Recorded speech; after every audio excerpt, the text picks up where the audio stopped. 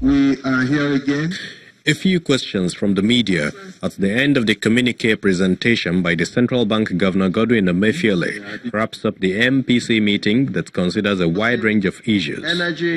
Members of the committee considered major developments in the global and domestic economy to arrive at a hold decision.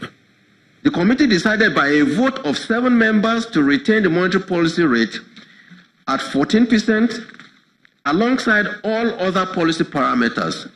The takeaway for economists, analysts, and the business community is the announcement of a new two-pronged program of strong credit extension to the private sector via direct lending and the issuance of long-dated but low-yielding commercial papers. The CBN may, if need be, buy those instruments to complement the efforts of the deposit money banks.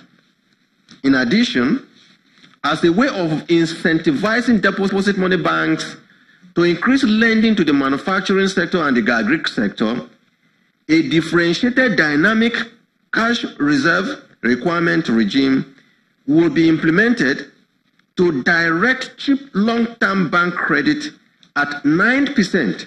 This development is welcomed, but it caught analysts unawares. We've seen consistent mop-ups for the past maybe 2.5 years now. So you're going to be lending to some sectors at 9%, and come to the market again, and more at about 11. At about 11. What they're just going to do with this is also to leverage on the low cost of borrowing, which the central bank is going to provide. Okay. But importance is the structural issues that creates a lot of imbalances that we need to address. With analysts surprised at the new bank credit program, the next few days and weeks are expected to be active on the market streets. Temple Ashaju, Channels Television News. And now to the petroleum sector. Nigeria and Niger Republic today signed a memorandum of understanding to build a hydrocarbon and pipeline refinery to process about 150,000 barrels of crude oil per day.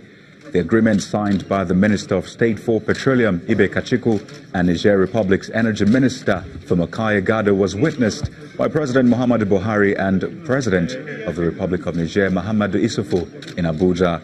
The project, regarded as mutually beneficial to both countries, will see the construction of pipeline that will supply crude oil from Niger to the new refinery, which is to be located in a border town in Katsina State.